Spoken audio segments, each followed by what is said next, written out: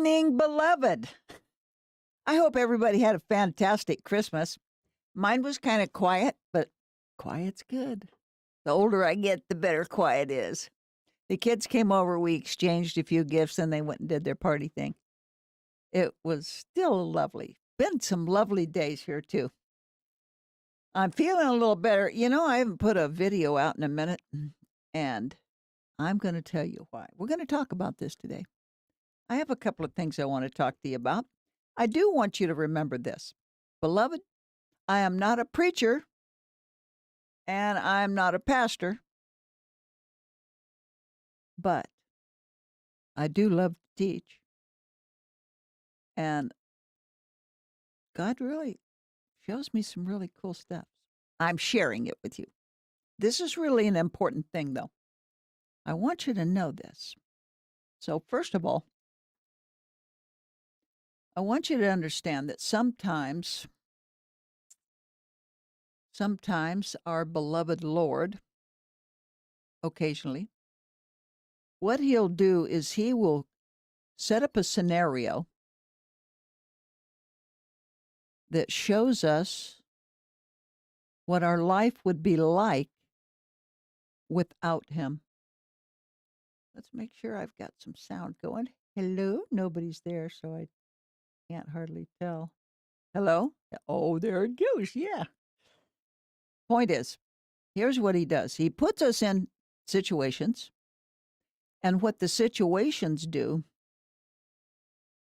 is they open up some visuals for us. Sometimes we get our toe stubbed. Sometimes we got our finger right in our eye because we respond to these things. It seems to me like now, and I've been studying this pretty closely, I can tell you, it seems like more often than not, he puts us in line with an unknown spirit, not the Holy Spirit, but other people have spirits on them, and unfortunately, they're not always good. Okay? We're going to talk about that over the next few weeks. We're going to talk about we're going to talk about demons. We're going to talk about witchcraft. We're going to talk about some of the things that we're really coming up against in our culture. I don't care who you are or what you are.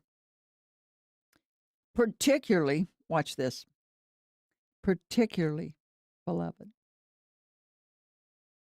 the people who are really hungry for the Lord. Particularly those, okay? So I hope you don't mind. I'm reading my notes here a little bit. I don't want to forget anything. This is kind of important to me. So by allowing us to interact with these unknown spirits, watch this. We get elevated. Why, Pawnee? Why does acting dumb elevate you? Well, it's opportunity. See, God doesn't just, you got an F, go to the back of the line. He doesn't do that. No. No, he doesn't do that. But what he does do is say, let's let her see this. I want her to experience this. Now, beloved, that experience could be an accident, could be an illness, could be a sin, something whatever, acting stupid, doing some foolishness, because we're in the midst of unknown spirits, beloved, that come against us and try to stir us up. The enemy is there. So the experience, dear friend, is so that we can get closer. So the important thing of the experience is not the experience itself. It's how close did that experience bring us to the Lord. That is the importance of every experience. He sets them all up. If you have given yourself to the Lord, we're all in the same boat. So the thing is, we can come into contact with this unknown spirit. We can be on the phone talking to a friend, talking to we can be on the phone talking to somebody at Verizon and start pulling our hair out. Oops. That particular spirit just came through the phone and jumped right on us. Why? Well, we got vulnerable there. It's a vulnerable point. We could be playing on our social media. By the way, I'm really considering really cutting back on that because I'm feeling very strongly that it's really disrupting my life, my thinking. My thinking, beloved, this is what we're talking about today. Our thinking. Okay? So you might have just had a dream. And remember we did this we had a class on this. Spirits can come in through dreams. We open ourselves up. We're vulnerable. So most of us, dear friends, are very familiar with the phrase spiritual warfare and the armor. Well, let me just show you this. I'm going to show you something here real quick. So this, beloved,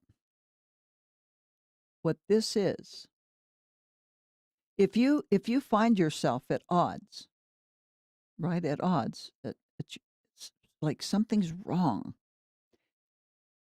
Even though you're continuing to pray and you study and you worship, if you are a part of God's kingdom, beloved, then you are a part of the war. You're a part of the war. There are two sides to the war. You're either with him or you are not with him. It's not like, oh, let me see. No. So, if you're a part of God's kingdom, then you're a part of the war. The only question is, dear friend, where are you at on the battlefield? On this battlefield, these men appear to be on the front line. Beloved, when you pray, like an intercessor would pray for your family, your husband, your marriage, your home, your neighbor, Israel, the world, the country, you, beloved, are on the front line. Okay? And as I said, you're probably familiar with Ephesians 6, the spiritual armor. The armor is to protect us. That's what these men have on here. They're all wearing armor. They have weapons of war. And what they have on their head, beloved, is what we are going to discuss today. Okay? We are told, my dear beloved, we are told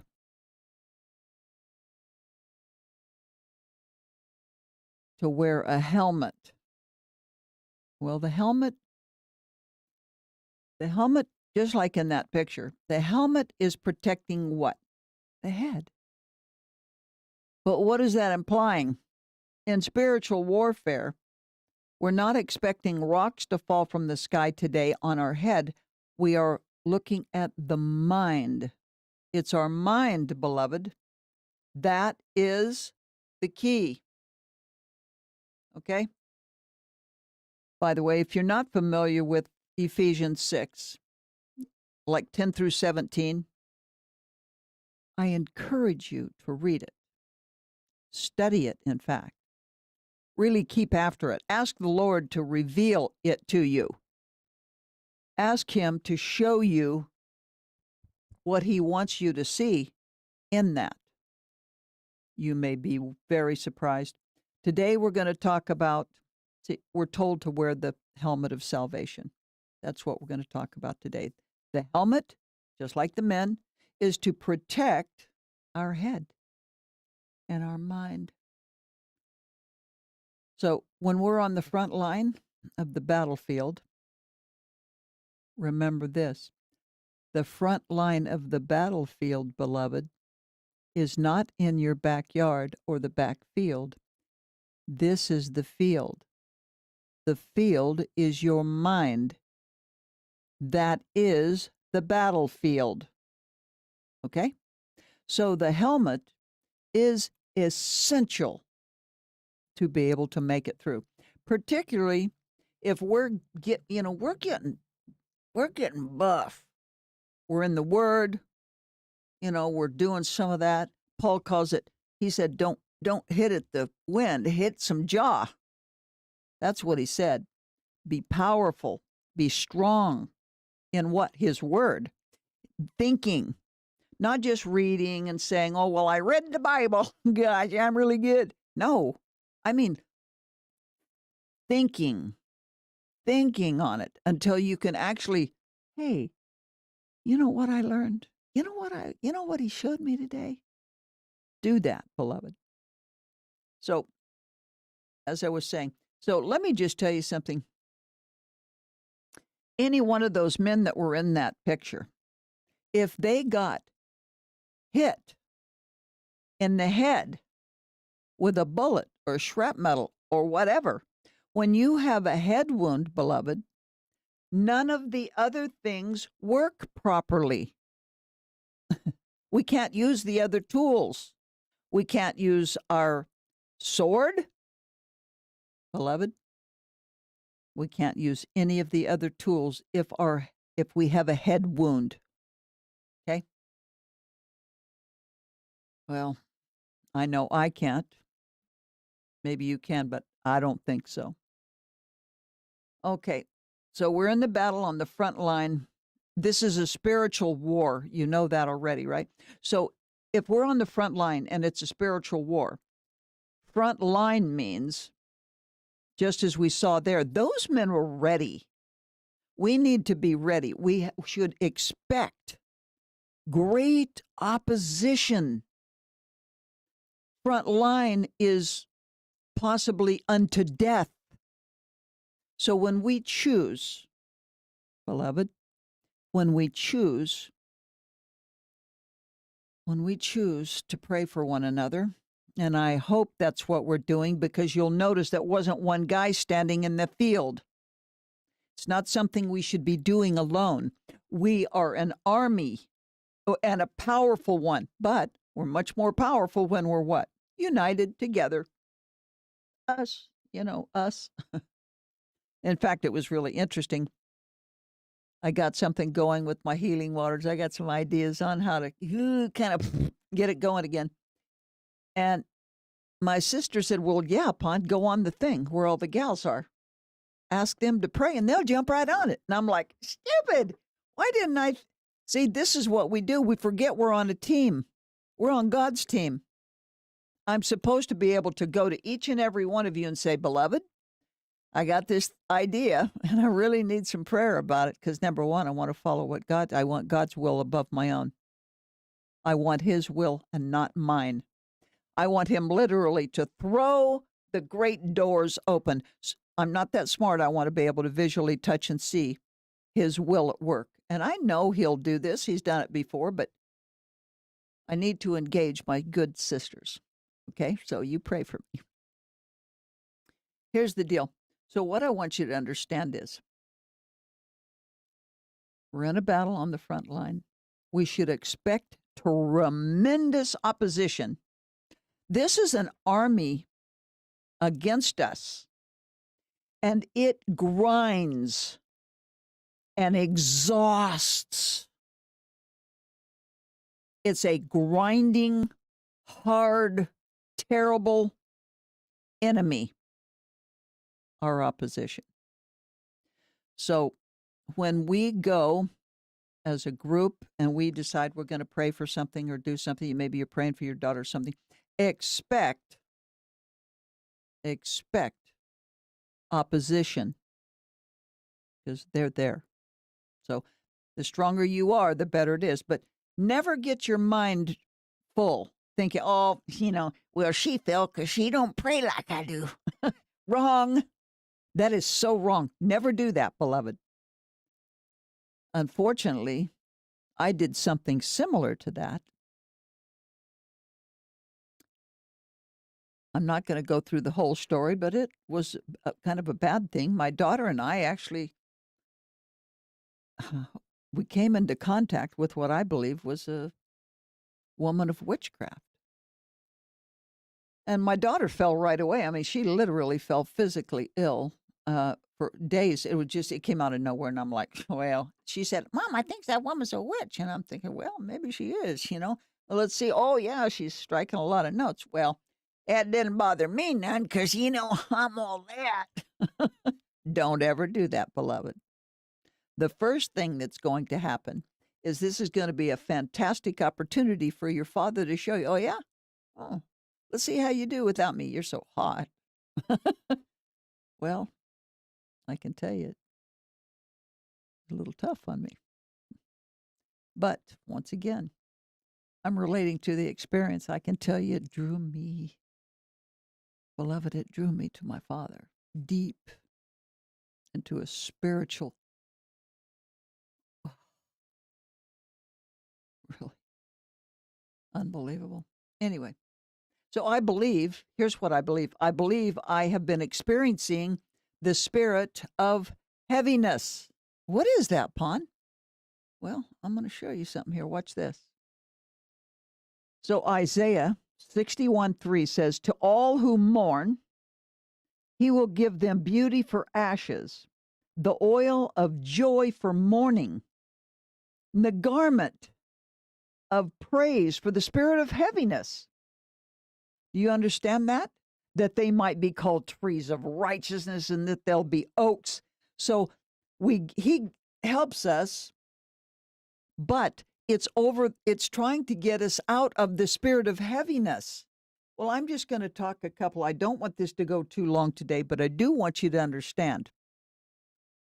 The spirit of heaviness, by the way, you understand now, we are at war, and these are head wounds. I'm going to show you a little bit of what this looks like. I'm not going to take it much further, but I want you to see this. Very important.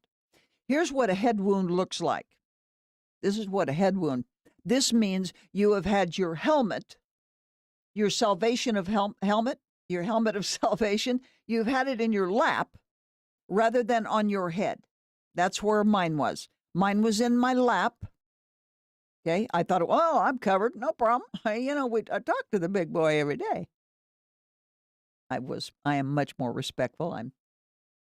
That is not really quite how it is, but I was walking in tremendous confidence. Well, he wants to show me.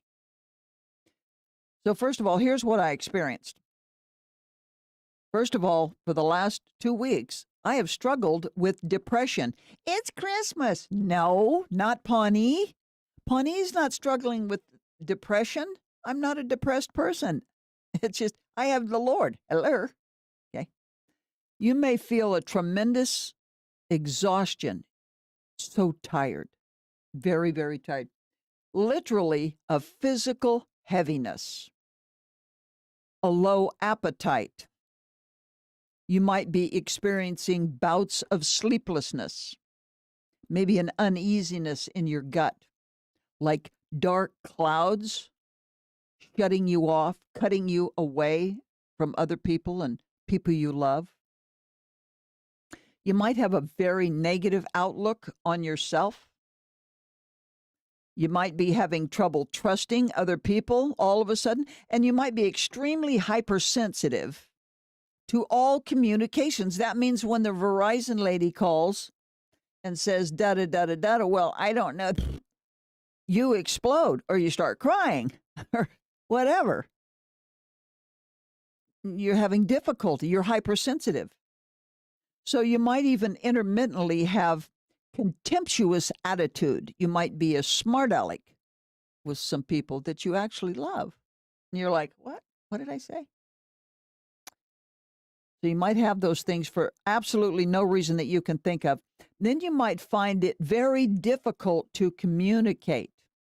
Even though you may be a gifted, spirit-filled individual, ladies, There are a lot of you like that, but I'll bet you that you have experienced something similar to this. Even though you may be a gifted, spirit-filled individual, you hear in your mind, no, you can't do it. Just shut up. You need to quit. Nobody wants to hear your baloney. You're not good at that. You can't do that. Stop it. You need to go. You'll never make it. That's just for the other people. And the truth is, God, he doesn't really love you. You just say that. He's actually really mad at you because you've been stupid lately. Beloved, I'm trying to tell you, I know this sounds brutal, but we have to consider this. So this is the hope of salvation. So the helmet of salvation is the hope of salvation. I'm going to show you this. I'm going to show you one more thing here.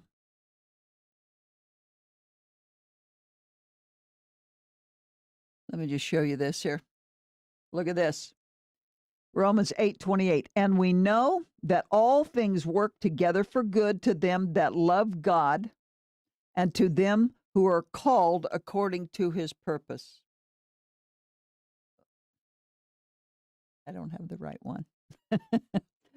The one I wanted to show you, beloved, is, and I didn't pull it up, is Thessalonians, 1 Thessalonians 5:8, which speaks of the hope of salvation. So the helmet of salvation is hope. Beloved, the helmet is hope. That's the key. The whole key is about hope. Here's hope is the helmet. Faith, beloved, faith is the breastplate. Faith at the heart, helmet, hope at the head, at the mind. We need hope. Hope is first. Hope for salvation, beloved, don't you see? So the protection of the mind is hope. The protection of the heart is faith.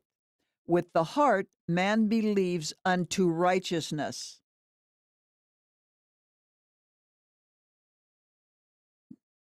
Now, faith, heart, is the substance of the things hoped for and the evidence of things not seen. So our hope, beloved, an undying hope, an optimism that is continually flowing. And actually, I'm saying, wait a second, Lord, where's my helmet? I need a helmet. He said, you got one. You always have one.